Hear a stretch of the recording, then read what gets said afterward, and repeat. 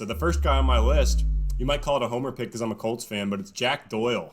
I just don't understand why Jack Doyle's not being talked about at all. I was actually surprised that he's the tight end 18 right now in ADP. He's going in round 13, but most of the mock drafts I'm doing, he's actually going undrafted, which blows my mind because as the tight end 18, he had an incredible upgrade in a situation from last season where he was the tight end 15 in full PPR.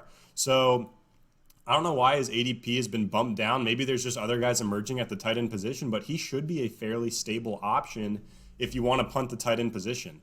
And the biggest thing for me is the upgrade at quarterback. They bring in Phillip Rivers in the offseason. There should be a lot more passing volume in this offense with Rivers. The Colts were actually 30th in the NFL in pass yards per game last season.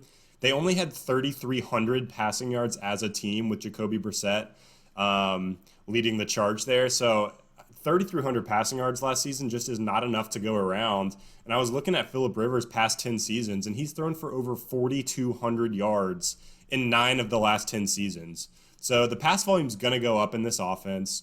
And in addition to that, Eric Ebron is out of town. Eric Ebron had 52 targets last year. I know they brought in Trey Burton, but I don't see Trey Burton as a huge threat in this offense.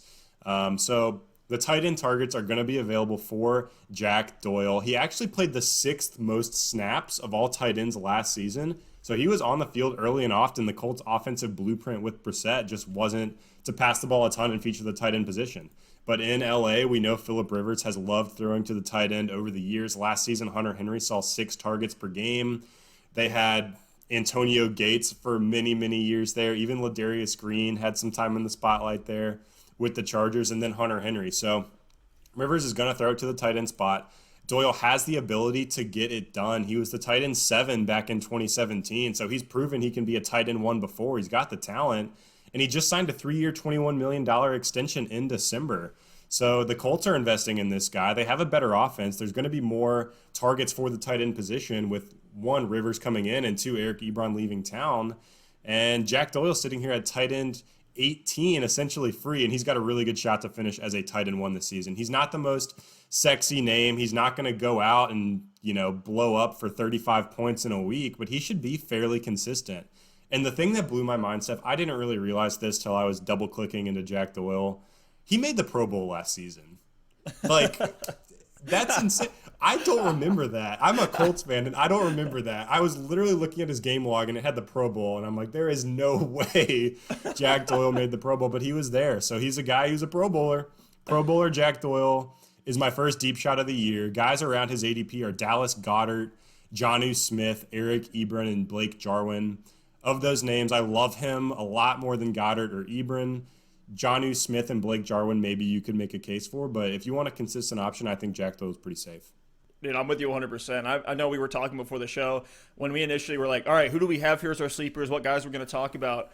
I definitely had Jack Doyle on my list, and you sniped it from me, and I let you have him as the Colts homer. And I'm really excited about my tight end that we'll get to here in a minute. But, man, I'm with you 100% on Jack Doyle. I have him in my projections. This might actually be like, I might have to take him a little bit down just because, like, the hive mind is much lower on him, so I'm feeling like something's wrong with me. But I have him at the tight end 11 right now. Wow. Hey, I could see that happening. I could definitely see that happening. He's going to be a red zone target monster. I could really see him having over 5 touchdowns. I mean, for reference, Kelsey and Kittle had 5 touchdowns last year. I think Doyle could be well above that. The guy with the most touchdowns at tight end last year was Mark Andrews. I don't think Doyle's getting into double-digit range, but 7, 6, I think is very, very, very likely to happen. Absolutely, and I've actually bumped him up as of late. I have him right around that 13, 14 range in my rankings. He's right in that zone with, I mentioned it, Jonnu Smith, Blake Jarwin in my rankings, even Rob Gronkowski, Mike Gesicki.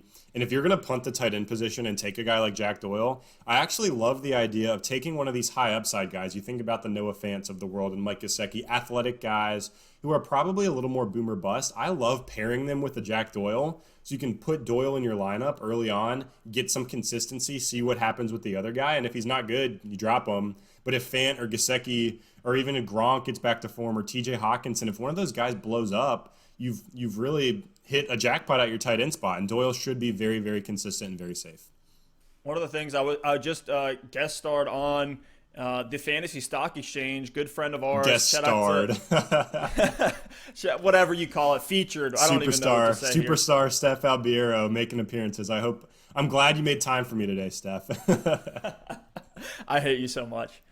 The thing we were talking about is how last season the teams that made the playoffs, and there's a whole article I think they're going to be dropping soon, talking about how the teams that made the playoffs, it was like 70% of them grabbed a tight end late that blew up. So you had Darren Waller last year. You know, a name like that is perfect. Mark Andrews last year, right? So being able to find this value deep at tight end can be the difference between being a playoff team and being a team that's, seventh.